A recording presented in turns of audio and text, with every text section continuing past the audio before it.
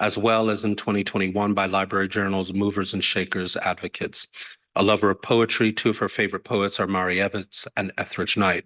She is also a genealogist with a focus on African ancestry and keeping families connected. Her blog is thetiesthatbind.blog. Duriel E. Harris, performance artist, poet, and scholar, is the author of 3 critically acclaimed volumes of poetry, Drag, 2003, Amnesiac Poems, 2010, and No Dictionary of a Living Tongue, Nightboat, 2017, finalist for the Audre Lorde Award.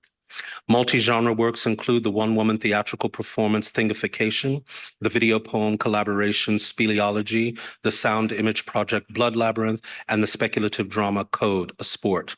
Appearances include performances at Greenhouse Theater, the Chicago Jazz Festival, Babylon Cinema in Berlin, Votive in Auckland, Babel Theater in Beirut, the University of Ghana, the Art Institute of Chicago, and the Festival Internacional de Poesía de La Habana.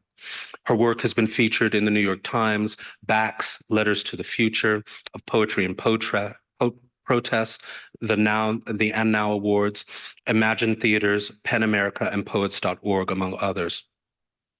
Harris has served as the University of Chicago Orphan Poet, visiting professor at the Iowa Writers Workshop, faculty at Canem, and teaching artists at Linden Sculpture Garden and the Naropa Summer Writing Program. Professor of English at Illinois State University, with Harris is the creator of the O Sessions Pedagogical Initiative and the hashtag Syllabus for Liberation. Recognized with the 2023 AWP Lifetime Achievement George Garrett Award for Outstanding Community Service in Literature and the 2024 Stephen E. Henderson for Outstanding Achievement in Poetry from the African American Literature and Cultural Society. Harris is editor of the award-winning Obsidian. Candace G. Wiley was born in South Carolina, graduated with her BA from Bowie State University and HBCU in Maryland, her MA from Clemson University, and her MFA from the University of South Carolina. She is co-founding director of The Watering Hole, a nonprofit that creates Harlem Renaissance-style spaces in the contemporary South, and she often writes in the mode of Afrofuturism, covering topics from Black aliens to mutants to mermaids. She has been a Tulsa Artist Fellow, Vermont Studio Center Fellow, Lighthouse Work Center Fellow, Fine Arts Work Center Fellow, Callaloo Fellow, and a Fulbright Fellow to San Basilio de Palenque, Colombia, a town that was founded by West Africans who had escaped from Cartagena slavery. Her work has been featured in Furious Flowers, Seeding the Future of African American Poetry, Kenyan Review, Wild Gods Anthology, Killing the Negative Table Book, and Best American Poetry 2015, among others. She left a teaching position at Clemson to build her own real estate portfolio. Wiley is now living, writing, and helping direct The Watering Hole from her South Carolina home. So with that, yes, let's give them a round of applause. I'm going to have Lisa Willis come up and walk you through some of the findings and the framework of the field study. Lisa? Thank you, Dante. I'm so excited to be here and talk to you about our field study, Magnitude and Bond, a field study that's focusing on Black literary arts organizations. Before we start talking about the study, I just want to take a moment to acknowledge that the study is focusing on the 5 organizations that are going to be in dialogue here, in addition to Furious Flower. But of course, it does not negate that we are part of a larger community. So as part of the study, both in the report and in its rollout, we do plan to make sure that we're honoring the legacy of our elders and the shared work of organizations and all of the people in our community that are part of this important work. So this study we have been working on since 2021. As you can see, there's quite a few people who are involved in this work. There's 2 principal investigators, myself representing Cave Canem. We have Ithaka S+R, which is our research firm led by Mark McBride. On that team is Deirdre Harkins and Liam Sweeney. We have 2 advisors who are Cave Canem fellows and notable scholars in their own right, Herman Beavers and Shelagh Patterson, who is here and also serves as our project manager. Thank you, Sheila. And then, as mentioned, at the center of the study is a working group that consists of the members of a group called Getting Word, and that membership includes Cave Canem, Furious Flower, Hurston Wright, Obsidian, and The Watering Hole. The name of the field study comes from the last line of the Gwendolyn Brooks poem, where it ends, "We are each other's magnitude and bond." I think that very aptly sums up the purpose of the study and why, but did just want to offer that because that's actually kind of the one of the most frequent questions I'm asked is, where does the title come from? But of course, we know that that is Gwendolyn Brooks. So we have grounded the study in 4 questions. These are our research questions. The first being, what are the adaptive strategies, systems, and practices that allow our organizations to succeed in spite of the challenges that we have in terms of under-resourcing, et cetera, et cetera? What are our major barriers and challenges? What are the characteristics that make us unique, including talking about things like our funding models, our history, our impact, why we've been founded, what our relationship is to the larger cultures, our community practices. And then lastly, we're also looking at what are the financial tools and non-fiscal resources and networks that we use in order to be able to exist. These questions were workshopped with the organizations that are here as part of the working group. So it is a very unique approach to research in the sense that the community that's being examined has a leading role in how we're being examined and the tools that are being used to get to the answers. The historical context for doing this study comes from a variety of reasons. Initially, it came from when I heard Nikki Finney's National Book Award acceptance speech. This particular line really stood out to me, especially as someone leading a Black literary organization, and really confounded by all of the challenges that we face that aren't common in other spaces in dominant culture. And when I heard this line, it really kind of made sense in terms of understanding the deep-rooted resources, under-resourcing issues. 2 other points with regards to the historical context, kind of going backwards in time to post-emancipation, the federal withdrawal of troops and the kind of defunding of the Freedmen's Bureau really marks that first time that institutional support is withdrawn from our communities. And one of those impacts, of course, was in the literacy building and cultivation. And it really put a lot of pressure on our communities to fill in the gap and do that work. Of course, then sort of moving forward and not noted here, a lot of our organizations and businesses did see a big change in 2020 in terms of sudden interest in changing the tide, but then that interest wasn't sustained. So I think that's also important historical context as well for why we started doing this study. Want to just take a moment to talk about the working group, what we call the working group, which serves as the case study for this field report. So as I mentioned, the working group consists of 5 Black literary organizations. We came together in 2021 and formed Getting Word, Black Literature for Black Liberation. The initial impetus was to be responsive to what had happened kind of the year before in 2020 and 2021, where there was kind of, as I said, this sudden influx of attention and funding in our community, but wasn't necessarily being shared equitably. We came together as a group and have been meeting regularly ever since. One of our first actions together was to create a fundraiser, which we run run from Juneteenth to July 4th. All of the resources that are raised during that fundraiser, we share equitably amongst the group.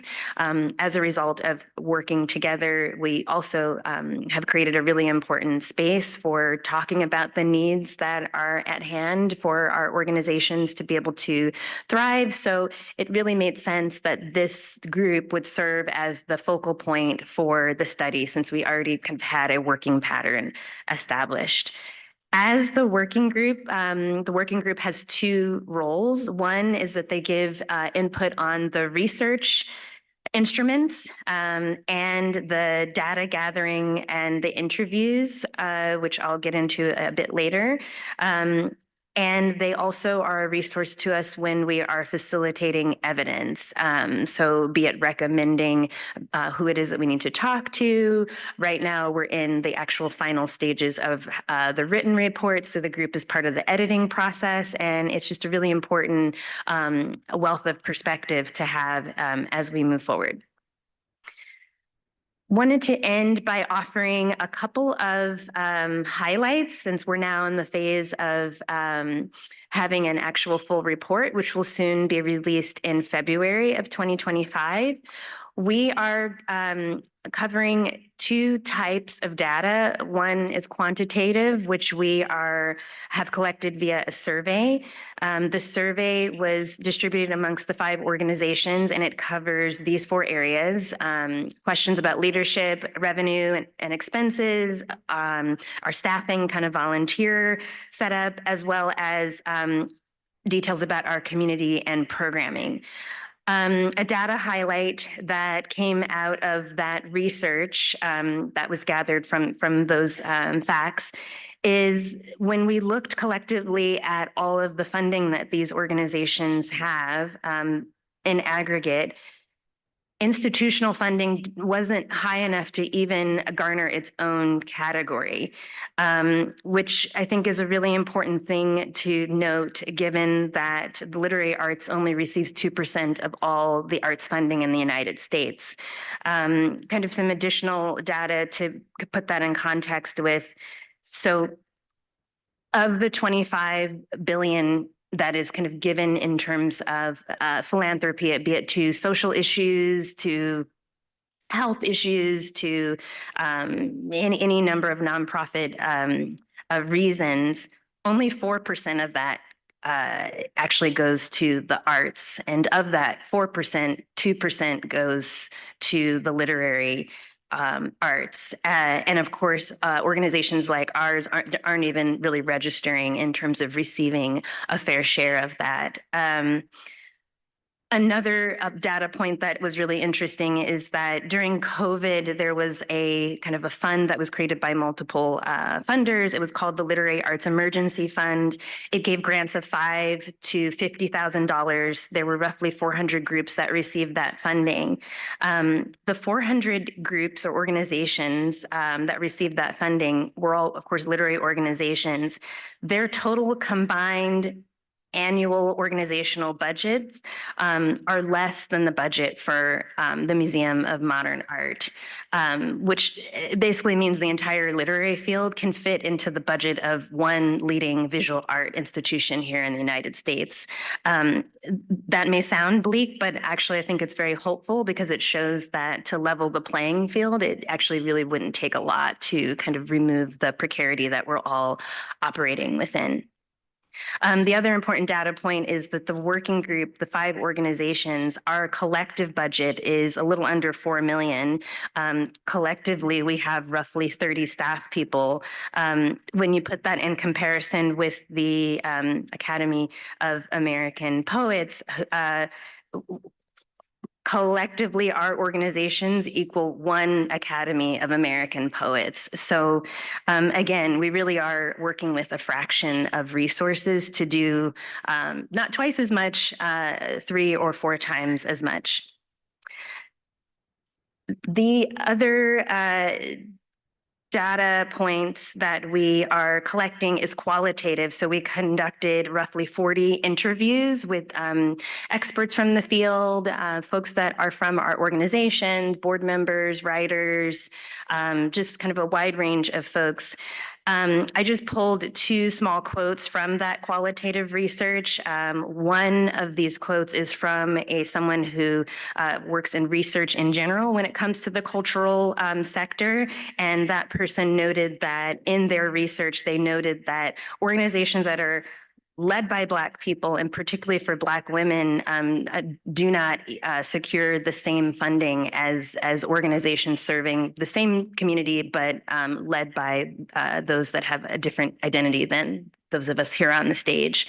And then another data point that I thought was interesting as well to point out from the interviews is just that constant recurring theme of the gap in infrastructure that we all have. And a person could have noted that actually the infrastructure from an administrative perspective is just as important as the creative work. But unfortunately for a lot of us, we don't see the kind of the same amount of consideration in terms of like funding and support in terms of what we need administratively to do the creative work. So I'm excited to dive into the conversation. I'm going to pass the space back to Dante. Thank you.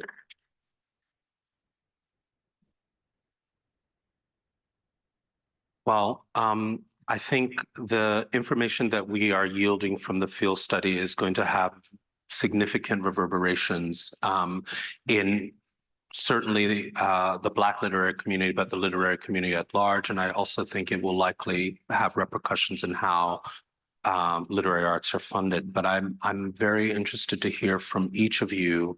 Why do you think magnitude and bond as a field study is important? Field it to any one of you. Candace, you want to go first? Okay. I'm Candace Wiley from the Watering Hole. I'm the baby organization on the stage, and it's our 12th year. Praise Black Jesus. But 10 years ago when we were here at this conference, we were coming into our second year. We hadn't achieved nonprofit status yet, but Monifa Lemons-Jackson, my co-founder, and I were starting to take the organization seriously. And so we were going up to people like Dr. Joanne Gavin, Cornelius Eady, like asking all these questions, emailing Toy Derricott and Elizabeth Alexander. And we're like, okay, year 3, what was your annual budget versus year 6? And I know you're in year 20, 30, 40, but right now think back to when you first started and what was your first hire and what was it, part-time, full-time, who was it, what was the position? Like, we're asking all of these sensitive questions. And of course, they're like, hey, sister, what's your name again? And not, they can't provide all of that information in passing to a stranger. It was us trying to figure out the map of how to become a legacy organization and not really finding that map online. You find the lore online. You find they had their first program and this year and decades later, they continued, and here are the list of their stars, but they don't tell you how they made strategic hires and what was the first one and how that happened and how they balanced a budget to make sure the programs were supported in a proper way and the personnel were supported in a proper, and none of that is out there. And if you go look at the 990 with GuideStar, you still don't see that information. So for me, being a baby organization in the midst of legacy organizations, it was really important to be able to access some of those questions. But now that we're in year 12, also asking myself those questions and keeping track of the answers that have come across as we've had those experiences, good, bad, and otherwise learning experiences. So that's part of the reason it was important to me. In fact, one person told me, one person who was important to the literary scene, he was like, what's your budget? This was year 10. And I told him, and I was quite proud. And he was like, what, you're not at $1 million yet? If I wasn't at $1 million at year 2 or 3, I would have quit. And so that set this expectation for me, like, am I failing? Is the organization failing? And then having access to other people who are like, girl, no. Like Elizabeth Alexander was like, no, Cafe Canem, when we first started, there was no way year 5 we were going to have that amount of money. They had to operate with what they had at the time. So it was good information. I'll go next if that's okay. First, I just want to give honor to all of the people that have worked on this study. I just came on board this summer, so I was not in the trenches with everyone else, but I'm definitely standing on their shoulders, and I appreciate all the work that's been done. I think why this study is important is because it's really groundbreaking. I don't know that there's something else out there. And as she just alluded to, you're trying to figure out what is the blueprint? How do you move forward? Am I okay? Am I not okay? And I think this gives a good map of where people are. How many staff members do you have? How much money do you have? So you might look at really amazing things that people are doing, and then you see that it's a shoestring budget. And so then you feel like, okay, it's not just me. We're all in this together. I think this can be a platform for us to push and go further. I think that as a community, we go further. And I think that's part of what this field study is showing us, that as we share information, we can lift as we climb, and we can be better for it. I feel like I just want to say yes, yes. So I wrote one little sentence and said the study is important as an opportunity to make plain the complexity of the status quo toward the survival and flourishing of Black literary organizations and Black people toward the triumph of all beings. And that goes along with the things that, you know, both Candace and Nichelle have been saying already, that the precarity, right? And the different shapes of the precarity, the interrelation of processes, of structures of domination, processes of differentiation, the very structure of power relations. To start putting us in the position, right, because groundbreaking, to lay those plain, to understand the how of the what. And of course, then it is upon us, it's incumbent upon us to do the work that follows, right? We have choices to make. So the study is going to make possible this combination of some data, right? And a bit of will, and then what we do next. It's what's key, because we have been dealing, because we haven't had the study, we had some bit of epistemic injustice, right? We haven't been able to reach and say, here is this information, so you can understand. So people would be looking at us and saying, oh, all you have is anecdotal. You don't have any data. You don't have any statistics. Show us this. And if you don't have it, right, it puts us in a even more precarious position. So having that makes possible, right, continued, not just conversation, but continued work toward real transformative justice. Amen. Everything Duriel just said. I wanted to read an excerpt from the conclusion of the study, which dovetails on what you just highlighted. It says, a contradiction has emerged. These organizations have emerged from adverse social and economic conditions to produce essential spaces for the evolution of Black literature, a field of art whose global value cannot be overstated.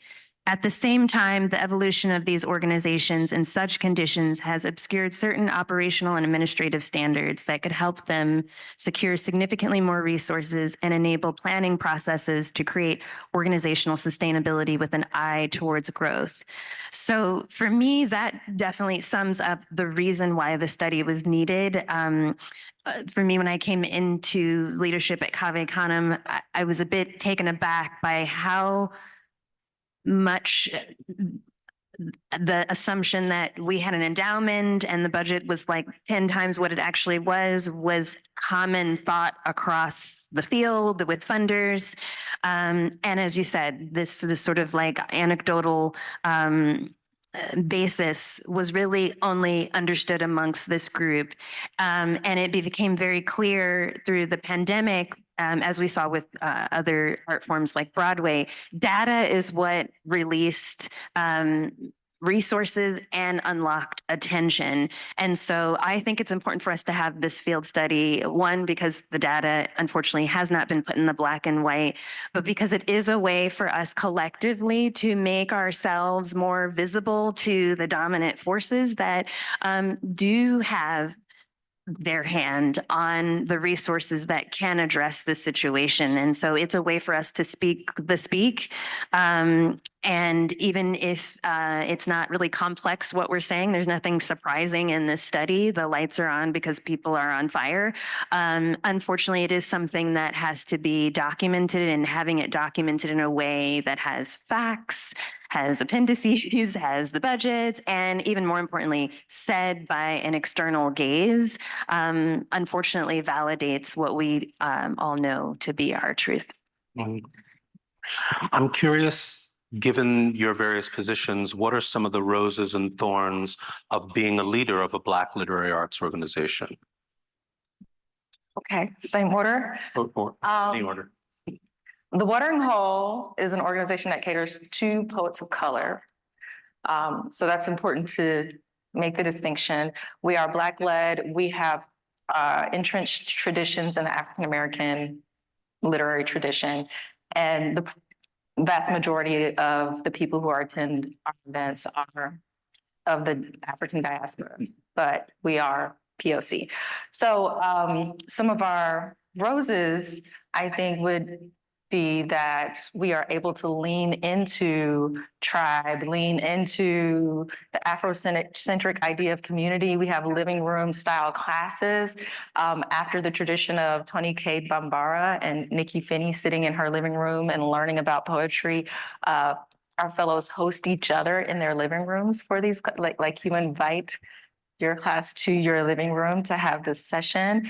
And so our poets learn at the feet of each other and are able to create that kind of egalitarian knowledge sharing relationship. Even though there's a facilitator, there's no front of the room. So we're able to lean into that as a Black-led organization. And I really value that because it feels more spirit than it is academic, though it is academically vigorous. I think the thorns would be, and our capitalism. In short, capitalism. If part of the design of capitalism is to build a slave class and maintain that class, then part of the mission of our Freedom Project is to unlock it like a puzzle and to use its desires to our advantage. And I say unlock it because the Watering Hole will not take on the mantle of trying to dismantle capitalism. We don't have time for that. But if we're able to unlock it, then we may be able to benefit in some ways that we aren't in this moment. And so one of the thorns, I would say, for me in my organization is that I don't come from a dinner table that knows how to unlock capitalism. We didn't have those conversations. I didn't go to my parents or their friends for seed money to start this. You know, I just don't have that background. So that I think I would see that as a thorn and say that, like, as I'm on the mission to figure out the puzzle for myself personally, as you heard in my bio, like I'm now in real estate and no longer in the professoriate. I'm also on the mission of figuring out that puzzle for my organization.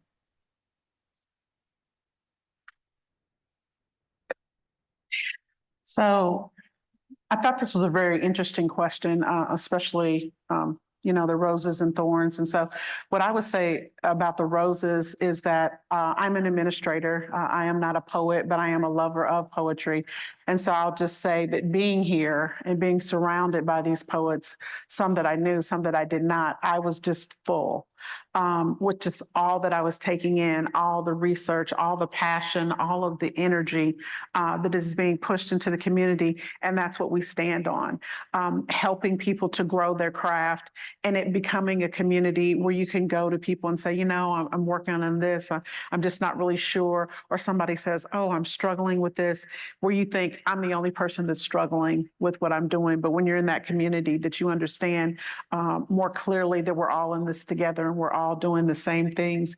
And so I think that passion and that love is definitely the rose. And that's what keeps us in this work with the small budgets, with no endowments, perhaps, long days, long nights.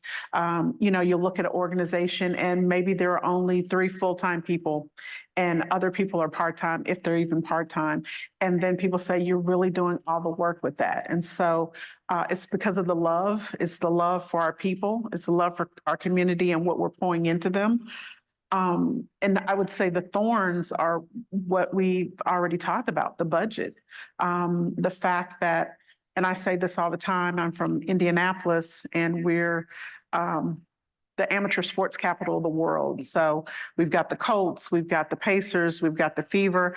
And when I tell you, if a billionaire says that they're not making enough money, money will start raining down from the sky. Mm-hmm. You'll say, oh, we don't have enough money to do anything.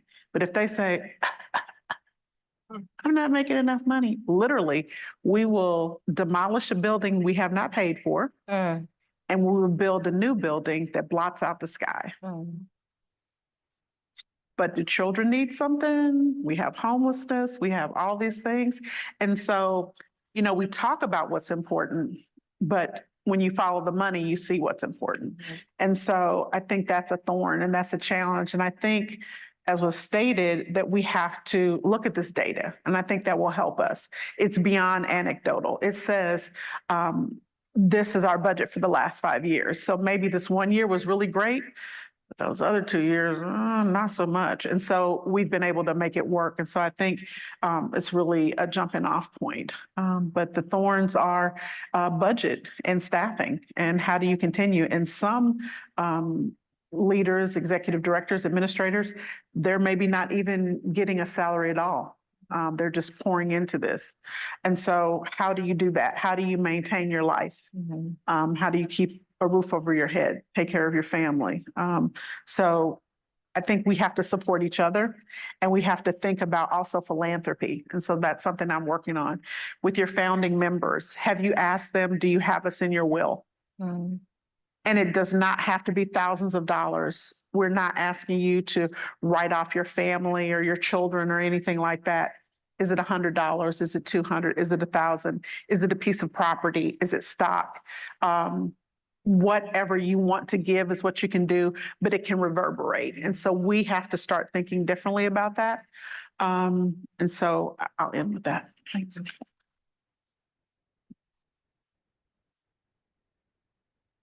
Said some of the things that I would say.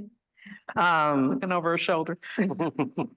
So I'm using my computer because my hand is giving me a little trouble.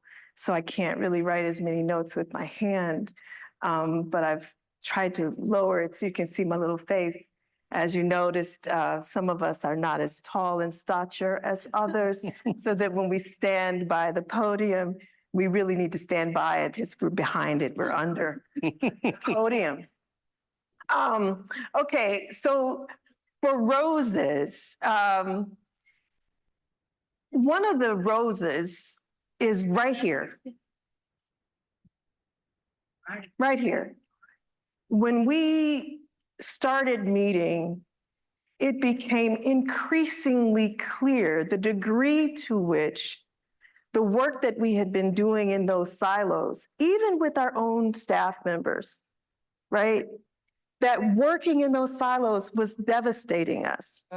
And that we needed each other, just even to talk through a few things, just even to have somebody who you knew really understood the kind of work that you were having to deal with, and also cared whether you continued, how you were actually doing, you know? So that's really key. So that's one rose, right? And I also found the very same thing with Obsidian. I'm not a founder of Obsidian because Obsidian is a little bit older than I am. Obsidian is coming upon its 50th year. So yes, thanks to poet Alvin Albert, like Obsidian was founded and has been maintained by Black poets. Okay, so make no mistake about it. We do a lot of things because poetry to me is at the base, the base of everything. But, you know, we're quite promiscuous. So intellectually, right? Yeah. And artistically, we work in so many different ways. And so that's part of what we're doing with Obsidian and the publishing is to make it so that all the innovative stuff that we do can make its way out there. That is a part of, that's the roses, right? To say to someone like R.D. Matthews, to hear somebody call you on the phone and say, hey, I think there's something that you might like. Maybe some other people might not like this. Do you know what I mean? Would you be interested? And to say, ooh, yes. And to be able to make that come into being. That's one of the roses, because there's so many doors that other people will shut. Yes? Roses. So opening and curating these spaces of possibility, we talk about it as rupture. We can think about presence, the present moment, working toward making accessible these embodied knowledges that Black peoples across the diaspora have, right? Now we get to the thorns. I mean, there's a whole bunch in the roses. And that's why we're here, right? Furious flowers celebrating the roses. But part of the reason I'm going to put a little on the thorns is that when we leave here, we need to do the work, right? It's like we're coming here to refuel and become reinvigorated, because when we go back outside, and sometimes outside ain't even, it's right there, right next to you. I don't mean right here. So present company excluded. So I just want to say, to be clear, we are functioning, we are working on surviving and thriving in the context of capitalism and fascism. I'll say it again. Thank you. The context of capitalism and fascism. We are working to both continue to transform material conditions and operate in flexibility, adaptability, innovation, and trying to preserve the integrity, the spirit, the embodied reality, our health, our very flesh. That's what the work is that we're doing. Capitalism, they're not interested in preserving our flesh for our own use. Our flesh is for their use. Fascism, same thing. So we're up against that. That's part of the reason why other people have been in here. We talk about Erica Hunt. Part of the reason why the innovation is so important, because we're trying to rupture the status quo, the dominant, so that we can actually get to the point of having some real fundamental science of living well. I don't mean the thing where you buy a lot of things. Yes? So we talked about visibility. That's right. We have to walk a tightrope because we need to be strategically visible. We don't want to be completely visible, right? Because there are certain, there's a whole bunch of analysis that I'm not going to completely bring here, but there's a precarity too in being accessible to the dominant, right? Co-optation, the principle of co-optation, Erica talks about it, to be bent to the service of the dominant. This is about proximity to whiteness. Yes? Amen. Amen. Amen. And so part of what gets funded, part of what gets supported is that which functions for the benefit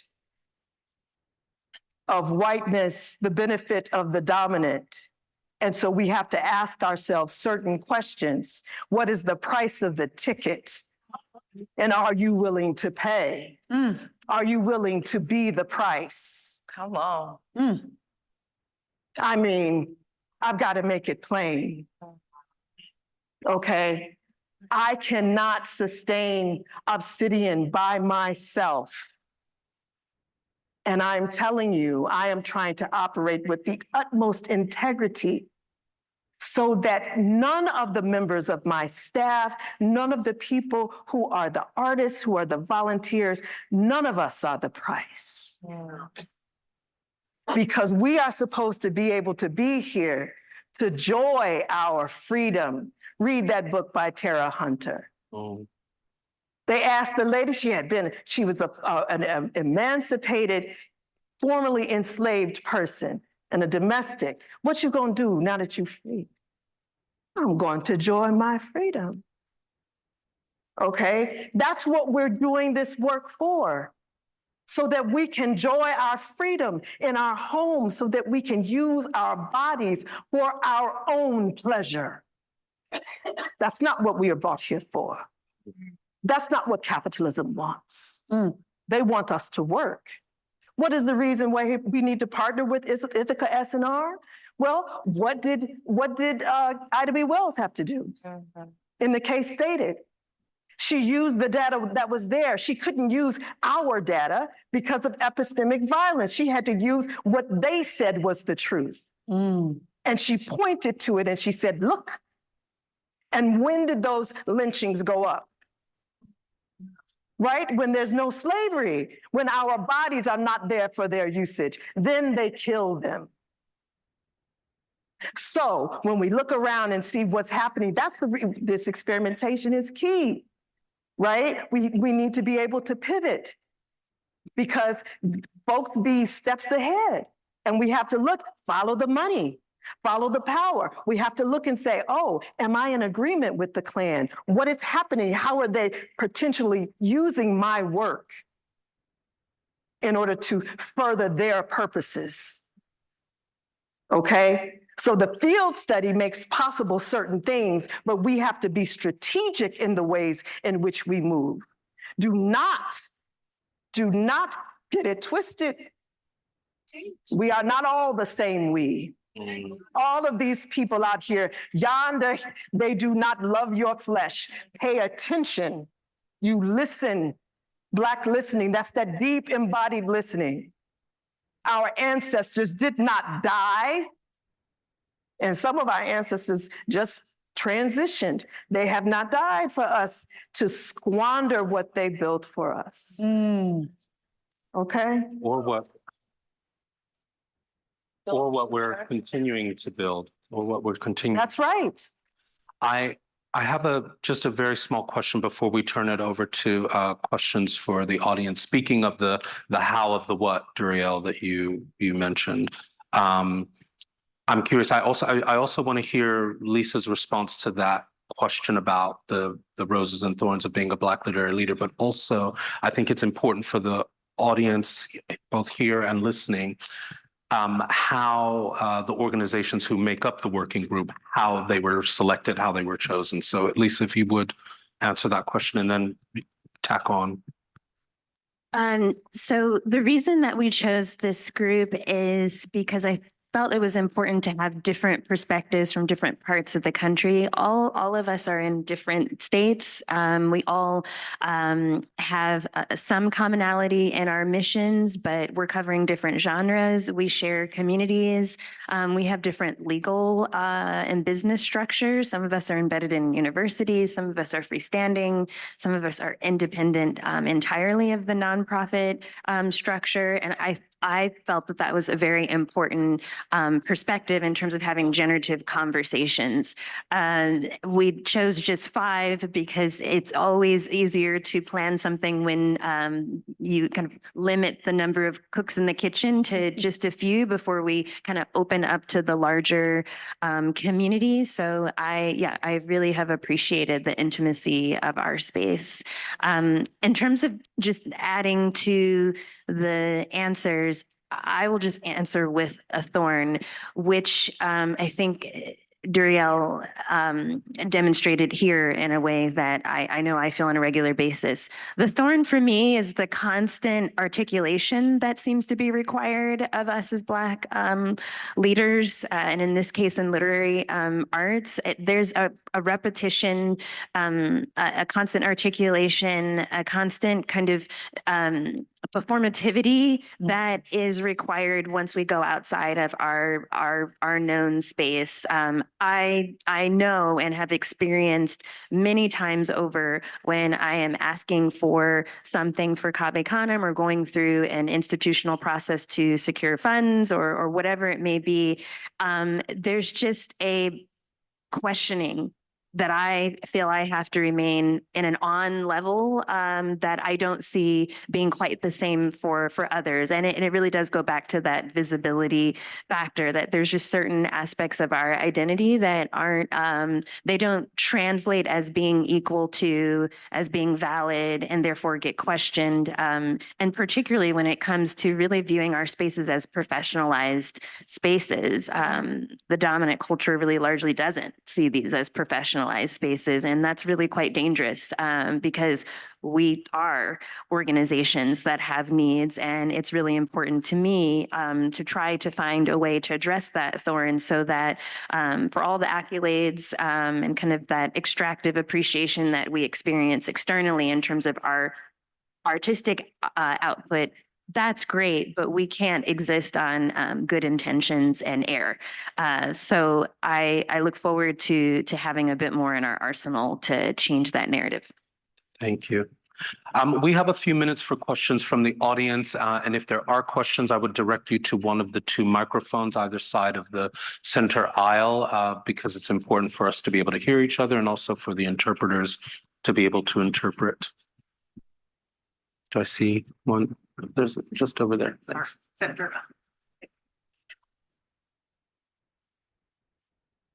I am wondering a bit about each of you in the positions you are. I have recently become a leader of one of our Black literary organizations, and I feel the pressure, the individual pressure to be some kind of way, right? To be strong in a way that, and you're all Black women leaders of organizations up there.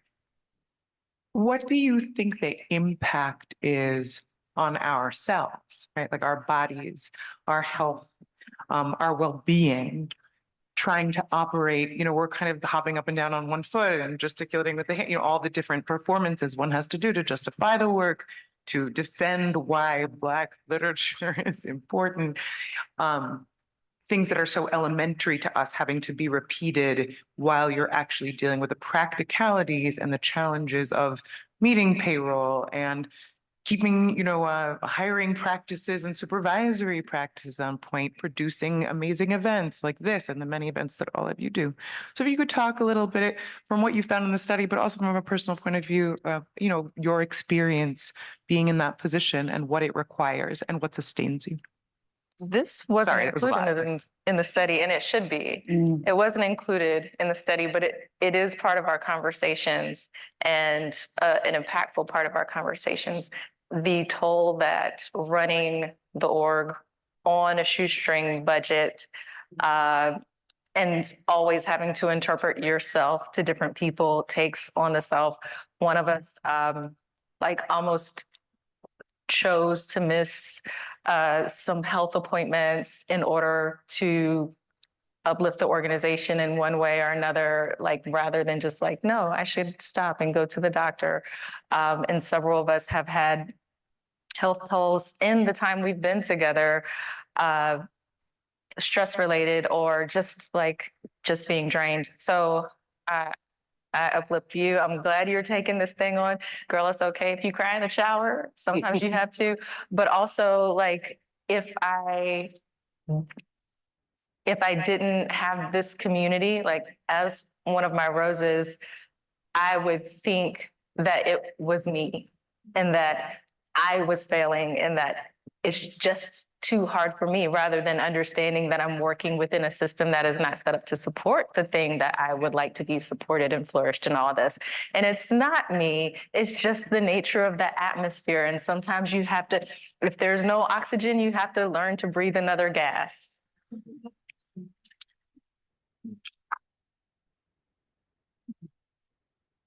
So I'll speak from personal experience.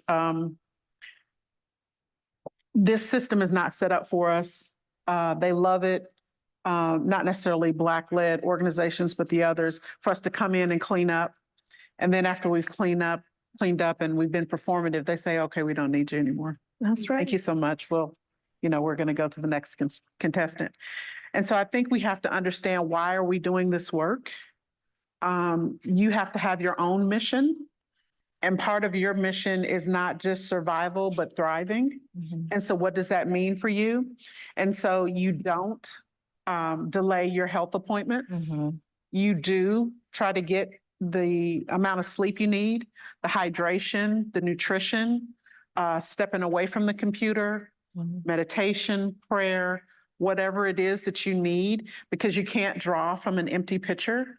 And no, it's not just you, it's all of us. And so I think we have to push back from taking ourselves to the edge. The problem with taking yourself to the edge is that you don't know it's there until you're there. And so oftentimes we're just too far and we can't pull ourselves back. So it's much better to be here in the middle than to be on that edge. And I would say this to each and every one of you in the work that you're doing. I've lived it over the last 2 years in my professional life, but I am still standing. And so I will say, this morning, there were some things coming at me. I was trying to put out fires. And at first I got a little upset with myself. And I said, you know what? You've been through bigger things than this. I'm doing a panel. I'll see you all after the panel. I've done what I can do. Thanks. See you later. People want you to be miracle workers, but they're not giving you the wand. They're not giving you the dust. They're not giving you anything. They want you to make it all out of air. And so you have to push back. They'll say, well, why haven't you done this? And why haven't you done that? Because I started at this point. Absolutely. Not last year. And so I'm Nichelle Hayes, named after Nichelle Nichols, but I don't control the space-time continuum. I can't go back in time and do something that you should have done some time ago. So we have to set those realistic expectations for ourselves and others. Wonderful. I just wanted to add to that it is challenging when you're put in a place where it is not healthy and you don't have the things that you need. In other words, I recognize that when you're thrown in the deep end, you have people on the side telling you, "Oh, but just take a break, just stop, just whatever." But it's like, "Oh, but are you going to get in and help me like paddle?" That's not actually very helpful. So I just wanted to acknowledge that I recognize a lot of us have been in scenarios like that. But the last thing I was just going to say is transparency. That has been very important for me as a tool. It's not magic. And the more I have articulated that out, not only amongst my own community, but even like in external conversations, and not seeing that transparency as something that's going to backfire, I have found that to be a way out, a way of educating people to like, no, actually, I do need 1 + 1 to get to 2. It's not 1 and then with air, I get to 2. So I think the more all of us can practice transparency and frank conversations about what it actually takes to sustain, it will alleviate the issues that we're facing.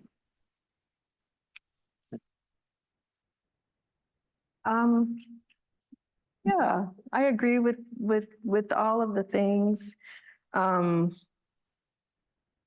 There's education that's necessary. There's a lot of reflection and interrogation, self-interrogation, right? So why are we doing things that we're doing? And why are we doing them the way that we're doing them? There's certain kinds of really maladaptive behaviors that are detrimental to us, that are rewarded in our society, the workaholism, all of that, and that the only person who's going to be able to stop those things for us is us. So that's really, really important. Understanding that, yes, you have to set boundaries, and understanding, I mean, it's kind of like an entire paradigm shift. We had such an opportunity for that with pandemic. And sadly, other people, they just, too many of us, and when I say us, I mean folks, particularly in the Society of the United States of America and some other folks in other places as well, just want to go back, let's just try to go back to the dysfunction that we had before the pandemic, and let's dig in, and no, that's no. But to recognize really like paradigm shift. I will not always be here. So what am I doing? And I, quote Mary Oliver. I don't know how many lives we have. Maybe we have 14. Maybe we have 14 million. I don't know. But I know that I have this one in this body right now. So what am I doing with this? What I do with my time and energy makes my life. That is the content of my existence. And so when I think about it that way, I'm like, okay, what I do with our organization, what I do with Getting Word, what I do with Magnitude and Bond, what I do when I'm talking to people, those things have to do with who it is that I am. This is me. James is like, stop touching that. Me as a being who understands herself as body and spirit. And this is my personal mission, and things need to be aligned with that which I believe to have integrity. And I need to listen to myself, my body. There's a wisdom that I have if I listen to it that's available to me. And if I move in that way, I will be able to do better.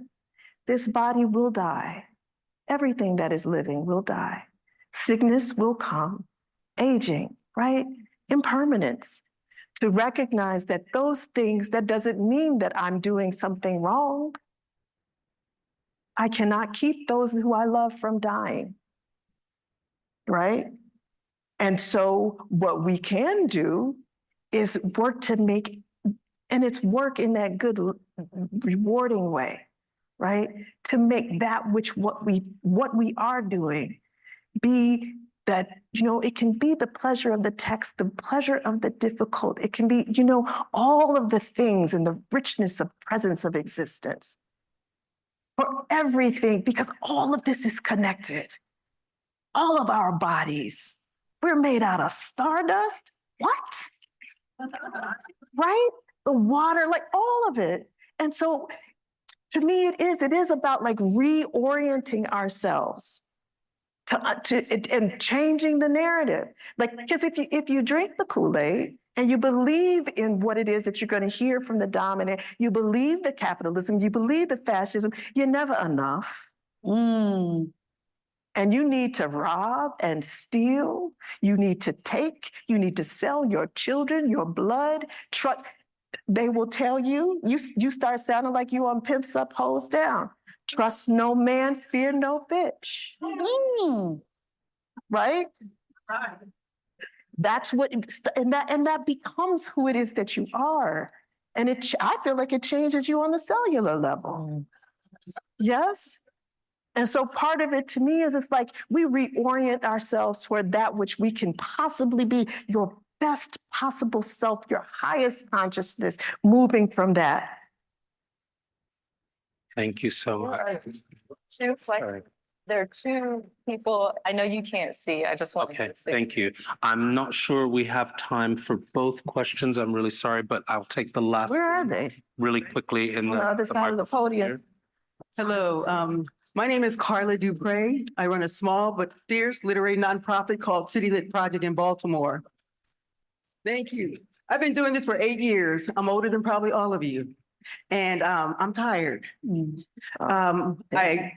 I'm sorry I missed most of your presentation because I didn't remember it. I'm in the middle of a book festival. But I wonder, in all of your roles, are you thinking about what happens about who's next? Yes. Because I'm thinking about succession planning. I see how wonderfully well my sister Joanne has done it, but that's another job. And I keep thinking, do I want to put this in the hands of someone else? How do I want to put it in their hands? The work that's involved in doing that so it's seamless? And why do I care so much? Dante, maybe one person can answer that question and then we can get Yeah. the other person's question in, Perfect. if that's okay, young lady. Yeah. One of the recommendations that's going to come out of the study, of course, is going to recap the problem statements, give data, et cetera, but it ends with a series of recommendations that we are then going to also create a sustainability framework to get into in a detailed way. In short, one of the first recommendations was understanding that actually none of us have a succession plan with the exception of Furious Flower, who is part of the study. And so that is like number one, because if any of us are not able to kind of remain logged in and cognizant at our jobs, it does threaten the health and sustainability of the organizations that we represent. Thanks. The second question?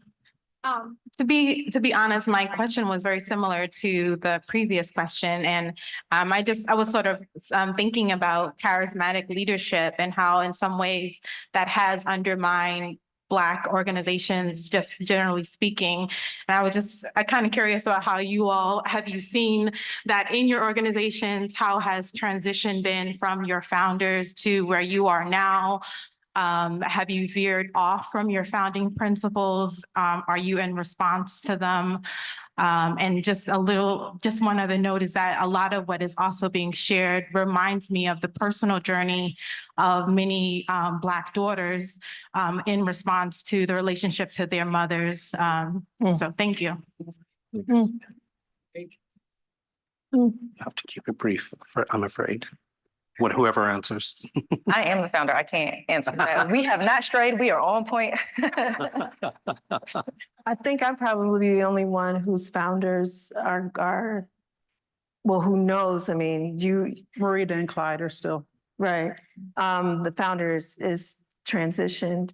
And so part of, I have tried to stay true to that which I have inherited, that which has been our charge. And because I believe in it. And at the time that I took over Obsidian, it was 2014, it was like 10 years ago. And that's how we ended up doing the book and everything with Furious Flower as well. It was because I knew that we needed more spaces for critical, creative Black thought and not fewer. We needed more, and I was in a position to be able to make that happen. I am trying to think about how do we continue in a way, right, that we're not the price. And we are dealing with we're under siege, right? So we're dealing with additional kind of different kinds of challenges than our founders dealt with 50 years ago, right? I'm afraid we have to stop there, but thank you all so much for coming. Before we go, I would love to acknowledge some people who've helped us bring this together. So first and foremost, Shelagh Patterson, who's been the project manager on. Thank you, Shelagh. And for those of you who are joining us online and also inside, our interpreters who help to make the events more accessible, and including Billy Sanders, who's also interpreting in another virtual pathway. And of course, we'd like to thank the Wallace Foundation, who have funded the work that we've been discussing here this afternoon. So thank you all so much. And if you would like any more information, there's a few little cards up here about Obsidian. You can find out about Black listening and all this. And we have a little event coming, like right now-ish, in room 5. We're going to be sharing the O Sessions listening room with you. Excellent. Thanks. Person Wright is going to be celebrating 35 years next year. And we are getting ready for Legacy, October the 18th. So feel free to go to hurstonwright.org to purchase a ticket. Thank you. Watering Hole has left little cards on some of these seats up front. So if you want to grab one, they are little craft cards or revision cards. They're cute. You can use them as inspiration in the morning or hand them out to people. And we have a retreat coming up in December. So if you missed the deadline, come whisper in my ear. Join the Don't tell nobody. Thank you all. Thank you.